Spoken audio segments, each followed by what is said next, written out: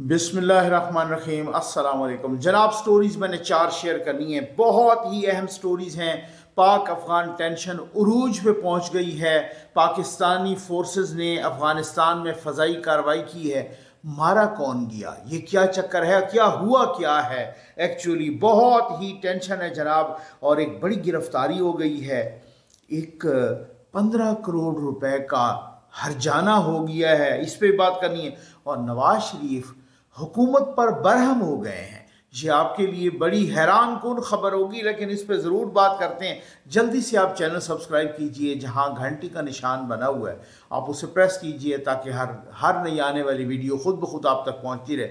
Water projects लग रहे हैं भाई, मसाजिद में लग रहे हैं, अल्हम्दुलिल्लाह अल्लाह के करम और आपके तामुन से लग रहे हैं। और धड़ाधड़ रमज़ान जो पैकेज है, सहर व इफ्तार पैकेज, वो गरीबों में तकसीम हो रहा है, वो उनमें तकसीम हो रहा है जो फाकों से मर जाते हैं, मांगते नहीं हैं। बस आजकल 2 बंदे वैसे बड़े आसानी में, एक बड़े अमीर कबीर और एक दूसरे वो बंदे जो मांगते हैं ठीक है ना, जो नहीं मांगते वही प्रॉब्लम में है, मिडिल क्लास प्रॉब्लम में है। ये वो लोग हैं जो हाथ नहीं फैलाते, जो इज़्ज़त नफ्स को मजरूह नहीं होने देते, मर जाते हैं। उन्हीं को हम ढूंढ ढूंढ के आपकी अमानत पहुंचा रहे हैं।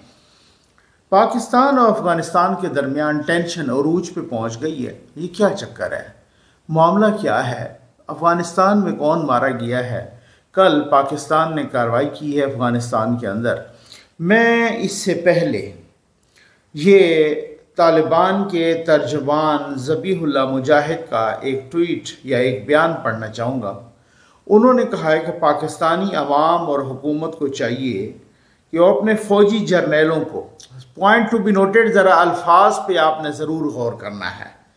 पाकिस्तानी अवाम और हुकूमत को चाहिए कि वो अपने फ़ौजी जर्नैलों को गुज़श्ता 20 सालों की तरह दूसरों के फ़ायदे के लिए अपनी गलत पॉलिसियों को जारी रखने और दोनों पड़ोसी ममालिक के ताल्लुकात को ख़राब करने से रोकें।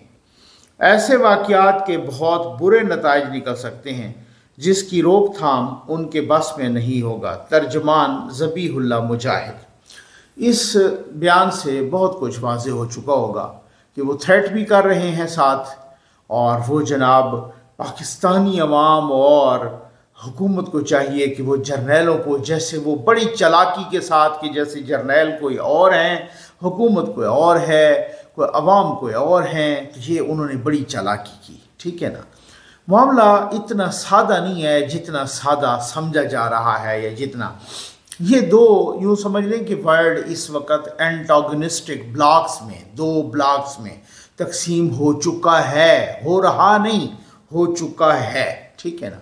अभी आपने नोट किया होगा कि वज़ीर आज़म शहबाज शरीफ साहब को तहनीती पैगामात आए, मुबारकबाद के पैगामात आए।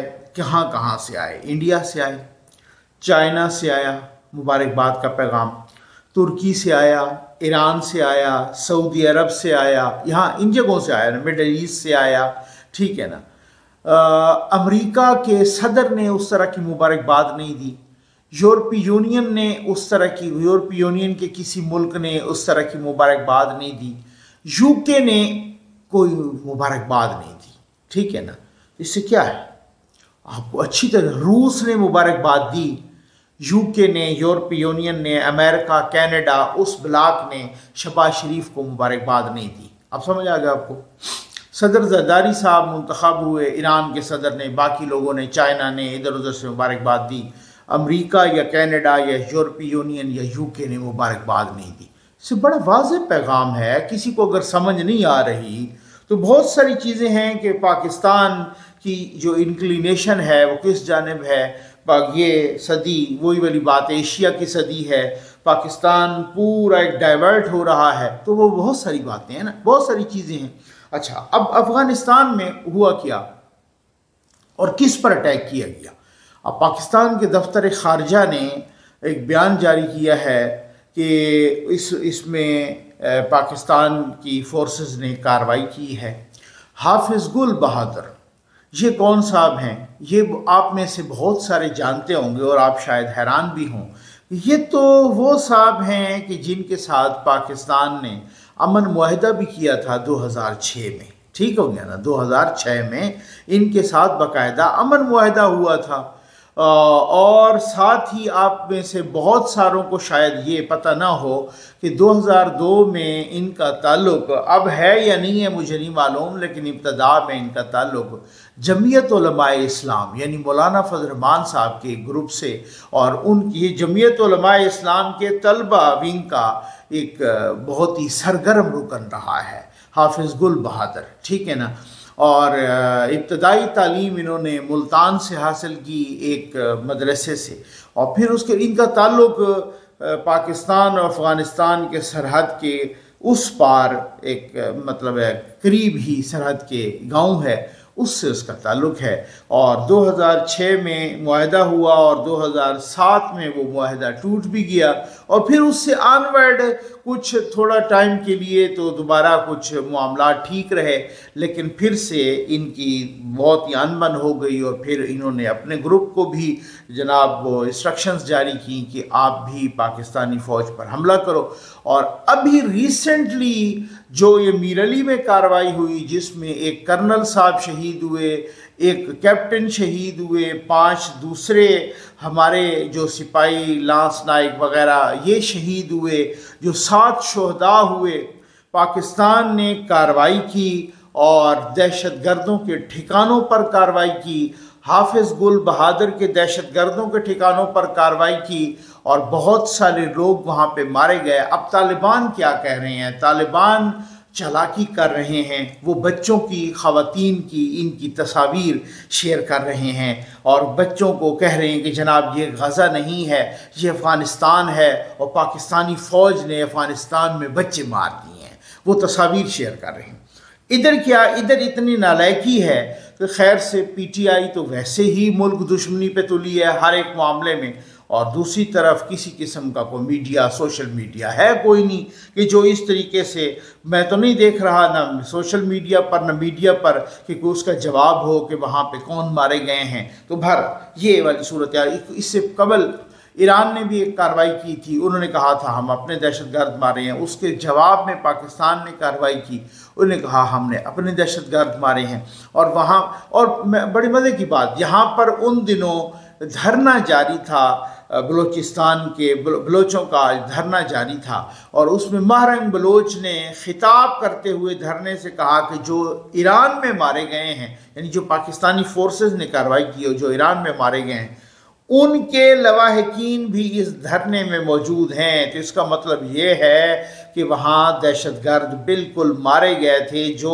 बलूचिस्तान से जिनका ताल्लुक़ था, ठीक है ना। असल में मामला ये है कि हम ऐसे लोग हैं, मैं ये ख्वाजा आसिफ साहब का आपको ट्वीट दिखा रहा हूँ, ये स्क्रीन पे आप देख रहे हैं। ख्वाजा आसिफ साहब ने लिखा था, ताकतें तुम्हारी हैं और खुदा हमारा है, अल्लाह अकबर, ठीक है जी। अच्छा, अब क्या मामला क्या था? जब ये तालिबान आए थे, हम ऐसी कौम है ना, हम यानी सोचे समझे बगैर, उस वक़्त भी लोगों ने बड़ी तनकीद की थी कि भाई यार ये क्या हो गया है, आप देख लेना यही लोग होंगे जो आपको डंग मारेंगे, यही लोग होंगे जो इंडिया के हाथों बिकेंगे, यही लोग होंगे जो आपकी नमक हरामी करेंगे, यही लोग होंगे, आप देखें आपको किस तरीके से। तो उस वक़्त ख्याल नहीं था, चूँकि उस वक़्त जनरल फैज़, जनरल बाजवा उनके साथ थे और वो सारा कुछ, तो वो फिर आपको पता है, वो फिर यहाँ सोचने समझने की सलाहियत, और फिर यानी आज तो वो जनरल फैज़, जनरल बाजवा के कोई ना कोई बात कर देते क्योंकि वो चले गए हैं, ठीक है ना। तो उस वक़्त जनरल अपना ख्वाजा आसिफ साहब में कितनी जुर्रत थी कि वो जनरल फैज़ के ख़िलाफ़ बात करते, कितनी एक जुर्रत थी कि वो जनरल बाजवा के ख़िलाफ़ बात करते। और क्या था सूरत हाल कि उनसे को पूछता कि भाई आप किस तरीके से TTP को आपने बसाया, आप वापस ले आए। ये तो भला हो सवात के गयूर अवाम का कि जिन्होंने जो निकल के पुरअमन तरीके से निकले और हज़ारों नहीं लाखों की तादाद में निकले और वहाँ से उन्होंने तालिबान को भगाया, नहीं तो जनरल फैज़ ने तो दोबारा उनको आबाद कर दिया था। अब ख्वाजा आसिफ साहब टीवी पे बैठ के कह रहे हैं कि जी मैं तो करारदाद लाऊंगा जनरल बाजवा, जनरल फैज़ और इमरान खान के ख़िलाफ़ कि इनको पार्लियामेंट में बुलाया जाए। ये अपना क्या फिद्दी का शोरबा, मतलब मैं हैरान हूँ। ये लोग हैं जो जिस तरीके की, छोड़ दीजिए। तो ये अल्लाह माफ़ करे, किसी के हक में टेंशन नहीं है, नो डाउट, लेकिन ये जो बदमाशी हो रही है ना, ये इतनी आसान नहीं है कि ये कोई इस तरीके की रीजनल लेवल पे हो रही है। ये दो के दरमियान, बस दो भाइयों के दरमियान को गड़बड़ हो गई है। नहीं, अमेरिका अपने सारे फौजी ले गया, साजो सामान छोड़ गया। क्यों छोड़ा? अमेरिका का आखिरी फौजी पे चला गया, लेकिन उसने साजो सामान छोड़ा है, उसने आलात छोड़े हैं, उसने नाइट विजन इक्विपमेंट छोड़ी है, उसने गोला बारूद छोड़ा है, उसने इतनी लेटेस्ट गने छोड़ी हैं कि वो गने हमारे फौजियों के पास नहीं हैं। जितनी लेटेस्ट गने वो टीटीपी के पास, दहशतगर्दों के पास हैं।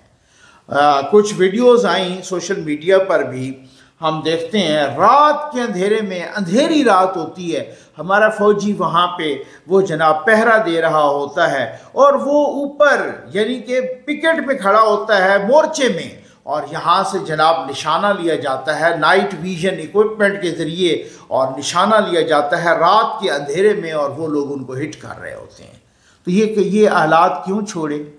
क्या वो खुद जा सकते थे ये आलात और ये इक्विपमेंट और ये बंदूकें और ये सारा कुछ, ये स्नाइपर टाइप के इक्विपमेंट, ये वो खुद नहीं लेके जा सकते थे? उन्होंने जानबूझ के छोड़ा। ये वो अमेरिका है कि जो आपको याद होगा कि जब दाइश इराक और शाम में काबिज हो गई थी बहुत सारी जगहों पर, तो जनाब वो कहते कि जनाब असलिया तो हम उनके आगे जो दाइश के ख़िलाफ़ लड़ रहे हैं उनको देना चाह रहे थे, लेकिन वो गलती से गिर गया, दूसरी जगह वो दाइश के हथे लग गया।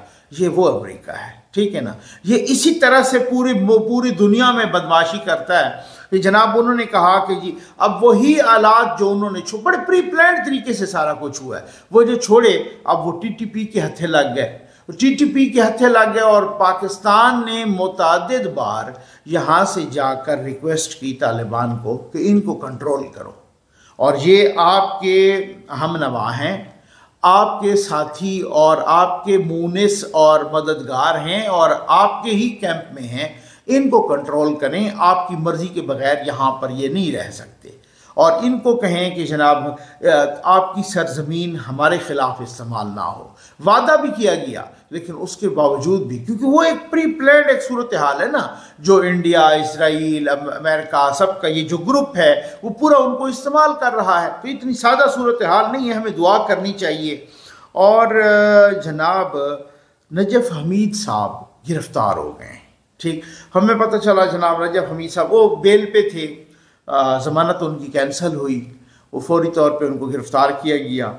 फिर एक ख़बर आई कि वो जनाब एंटी करप्शन की हिरासत से फ़रार हो गए, उनको चकमा दे के। अच्छा, फिर एक ख़बर आई कि जी बिल्कुल वो दोबारा गिरफ़्तार हो गए हैं। अब उनको कोर्ट में पेश किया गया, और कोर्ट में जब पेश किया गया तो एंटी करप्शन डिपार्टमेंट ने उनका रिमांड नहीं मांगा। अब ये भी आप अंदाज़ा कीजिए, जब आप रिमांड मांगेंगे ही नहीं तो अदालत तो उनको भेज देगी, जेल भेज देगी, उनको जुडिशल कर देगी, जेल भेज देगी। अदालत ने उनको जुडिशल कर दिया 1 अप्रैल तक। अब 20 मार्च को उनकी बेल लगी है। अब ये आप अंदाज़ा कीजिए कि नजफ़ हमीद साहब कौन हैं? जनरल फैज़ हमीद के भाई हैं। ये वही हैं जिन्होंने एक ही जस्त में, एक ही छलांग में पटवारी से तहसीलदार का सफ़र तय किया था। ये वो नजफ़ हमीद साहब हैं, ठीक है ना। अब देखें कि क्या होता है, पैगाम क्या है, क्या सूरत हाल है, कौन क्या चाह रहा है, कैसा। और नजफ़ हमीद साहब ने जो करप्शन की है, क्या वो सबके सामने आती है या नहीं? क्या वो करप्शन सिर्फ नजफ़ हमीद तक ही रुक गई या आगे भी गई? डेफिनेटली वो आगे भी गई होगी। आगे गई तो वो किन तक गई है, इस पर भी ये देखना है। अभी 20 तारीख को क्या होता है। यार एक बड़ी ज़बरदस्त बात, मैं आता हूँ कि नवाज शरीफ साहब हुकूमत पे बरहम हुए हैं, बड़ी एक ज़बरदस्त बात हुई है। असवंद यार वली साहब, वो हरजाना 15 करोड़ रुपया हरजाना जीत गए हैं। किन के खिलाफ? शौकत यूसुफज़ई जो PTI के रहनुमा हैं, उनके खिलाफ। ये बहुत अच्छी बात है, मैं समझता हूँ पाकिस्तान में डेफेमेशन लॉज मजबूत होने चाहिए, और सिर्फ मजबूत नहीं होने चाहिए बल्कि इनका फैसला दिनों दिनों में होना चाहिए। अब 2019 में एक केस दायर हुआ, और केस दायर किया असफंदयार वली साहब ने। उस वक्त 2019 में आपको पता है PTI की हुकूमत थी, और साथ ज़ाहिर ये अपोजिशन जिस तरीके से कर, तो शौकत यूसुफज़ई साहब ने असफंदयार वली पर इल्ज़ाम लगाया था कि उन्होंने तकरीबन कोई $25 मिलियन या पता नहीं कितने मिलियन डॉलर लेके पख्तूनों का सौदा किया था। ये पख्तूनों का सौदा किया है। इस इल्ज़ाम पर उनको डेफेमेशन का नोटिस गया गालिबन जुलाई 2019 में। 2019 से 2024 में तकरीबन यूँ समझ लें कि 5 साल के बाद फैसला आया। चलो देर आया दुरुस्त आया, लेकिन ये फैसला 5 महीनों में होना चाहिए। अगर आप यकीन करें कि पाकिस्तान में पहले भी इस तरह के कुछ फैसले आए हैं, कराची में फैसला आया है इस तरीके से, डेफेमेशन लॉज मजबूत हो जाए पाकिस्तान में, फैसले सही आने लगें, अदालतें ठीक काम करने लगें। मैं बार बार कहता हूँ, इसी वजह से तो कहा था विंस्टन चर्चिल ने कि हम जंग नहीं हारेंगे अगर हमारी अदालतें ठीक काम कर रही हैं तो, अगर हमारी अदालतें इंसाफ कर रही हैं तो। अभी बहुत सारे आपके टीवी चैनल्स को, बाकी लोगों को हरजाने हुए हैं, बरतानिया में मुआफ़ी भी मांगनी पड़ी है, खिफत का सामना भी करना पड़ा है। अब कहो यार भाई को, मालशिया पालशिया को, अब कहो कि इस तरीके के झूठ बोले और किसी पर इल्ज़ाम लगाए और फिर उसको बरतानिया में भी चलाए। 4, 5, 6 मरतबा, 7 मरतबा नासिर भट्ट साहब के ख़िलाफ़ को 1-2 मुकदमे हारे हैं, इसाक डार साहब के ख़िलाफ़ ये हारे हैं, गुल बुखारी साहबा के ख़िलाफ़ हारे हैं। मतलब मैं किस किस का नाम लूँ, बहुत सारों के ख़िलाफ़ हारे। और तो और मीर शकीलुर रहमान साहब जियो जंग के ख़िलाफ़ ये मुकदमा हारे हैं, और अच्छा खासा मुकदमा डेफेमेशन का हारे हैं, बाहर हारे हैं। अब वहाँ नहीं करते ये बेचारे। मैं आपको कहता हूँ कि मालशिया पालशिया और यूथिए ये 99% झूठ बोलना बंद कर देंगे, प्रोपेगेंडा बंद हो जाएगा अगर यहाँ पर डेफेमेशन लॉ सही काम करें। अगर 5 महीने के अंदर अंदर किसी को हरजाना हो जाए, आगे हाई कोर्ट में जाए उसमें भी 2 महीने के अंदर हो जाए, आगे सुप्रीम कोर्ट में जाए उसमें भी 1-2 महीने के अंदर ये सारा कुछ हो जाए, यूथिया वायरस मरना शुरू हो जाएगा। आप यकीन करें कि यही चीज़ें मैं कहता हूं कि जब तक यूथिया वायरस की वैक्सीन नहीं आती तब तक कुछ भी नहीं। ये इससे मुराद यही होती है, वैक्सीन यही होती है। आप डेफेमेशन, यहाँ पे एक FA फेल, एक मैट्रिक फेल, एक मिडिल फेल बच्चा बैठता है और वो जो मर्जी आती है बकना शुरू कर देता है मुंह से यूट्यूब पे। यहाँ पर एक मालशिया पालशिया सहाफ़ी बैठता है मीडिया पर, जो मर्जी आती है वो बकना शुरू कर देता है और जो मर्जी आती है उस पर इल्ज़ाम लगाना शुरू कर देता है। ये साबिर शाकिर जैसे गलीज़ ने जिस तरीके से, और ये चौधरी गुलाम हुसैन और इस किस्म की जो गलीज़ नस्लों ने जिस तरीके से नवाज शरीफ पे इल्ज़ाम लगाए थे, जिस तरीके से बाकी हुकूमत पर इल्ज़ाम लगाए थे उस वक्त की हुकूमत बग़ैर किसी सबूत के, उनको अगर इसी तरह का डेफेमेशन नोटिस होता, उनको इस तरह के हरजाना और जुर्माना होता, उनकी इस तरह से तजलील होती, तो फिर वो इस आइंदा कोई भी ऐसा ना करता। जनाब वो रा के एजेंट्स इधर काम कर रहे हैं, जनाब वो 4 अरब रुपए के, पता नहीं 4 अरब डॉलर यहाँ से पाकिस्तान से नवाज शरीफ ने इंडिया भेजे हैं, जनाब पता नहीं क्या क्या, कौन कौन सी बकवासियात होती रही हैं। इस इजहार आज़ादी, इजहार राय के नाम पर इंतशार होता रहा है। तो अगर ये डेफेमेशन लॉज पाकिस्तान में मजबूत हो जाते हैं, किसी की जुर्रत नहीं है, यूथिया वायरस खुद ब खुद मर जाएगा। ये बहुत ही अच्छी बात है।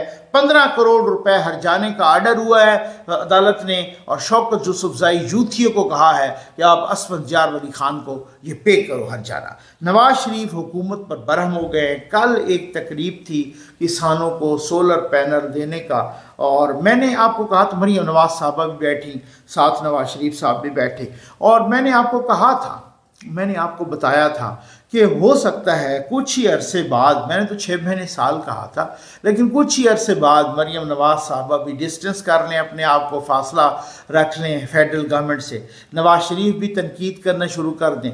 नवाज शरीफ के जो मज़ाहमती अपने साथी हैं मज़ाहमत वाले, वो भी ग्रुप शहबाज शरीफ हुकूमत पर और मरकज़ की हुकूमत पर तनकीद शुरू कर दे, तो ये हो सकता है, ऐन मुमकिन है।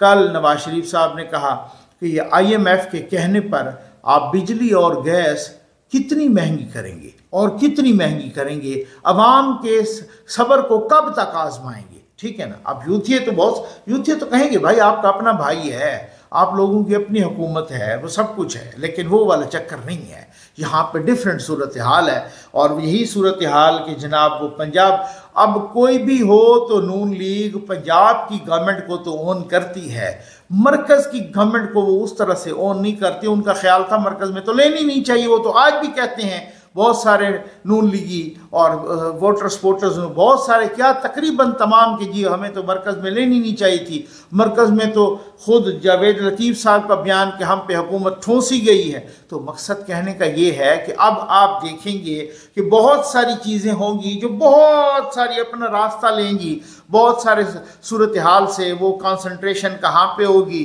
और किस तरीके से, लेकिन सर बात इस तरह से चलेगी नहीं।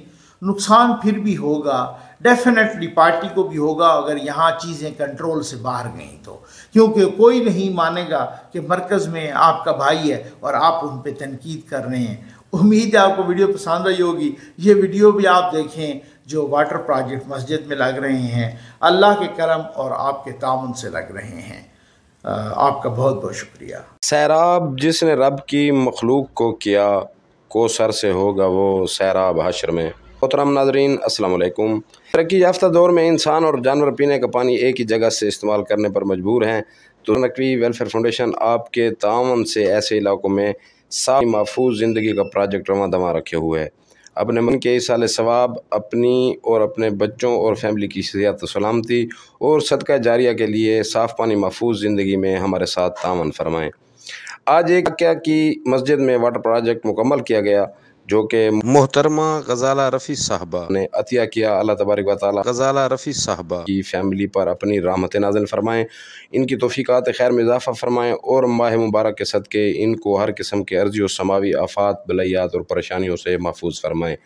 आबाब अपनी ज़कात, सदक़ात, खैरात, फितराना और दीगर अतियात के ज़रिए ज़फ़र नकवी वेलफेयर फाउंडेशन के सैर व अफ्तार राशन पैकेज, अफ्तार डिनर पैकेज, यतीम और नादार बच्चों के लिए ईद पैकेज का हिस्सा बनिए। गजाला रफ़ी को अल्लाह अजर अज़ीम अता फरमाए, जिन्होंने इस मस्जिद में पानी का बोर लगवाया है। अल्लाह ताला इनकी तौफ़ीक़ात में इजाफ़ा फरमाए और अजर अज़ीम अता फरमाए। घर का उदस करके आंदे से वज़ू करके नींद पानी काने मस्जिद अल्लाह को बहु देवे सापान लिते ज़फ़र साहब को बहु देवे सारा मस्जिद विच पानी का इंतजाम करा अल्लाह को ठीक रहे। अल्लाह गजाला रफ़ी को बहु देवे जहाँ सारा पानी का इंतजाम कीते असा वज़ू घरों करके आंदे से सारा इतना पानी का इंतजाम कोना इसा को बोरंग लवा देते। अल्लाह पाक इको ठीक देवे। बाबा गजाला रफ़ी को अल्लाह को बहु देवे, अल्लाह इथू डोड़ा देवे बाबा। आमीन। मां दाजो अल्लाह दे हुक्म नाल लोड़ दी थोड़ न देवे बाकी।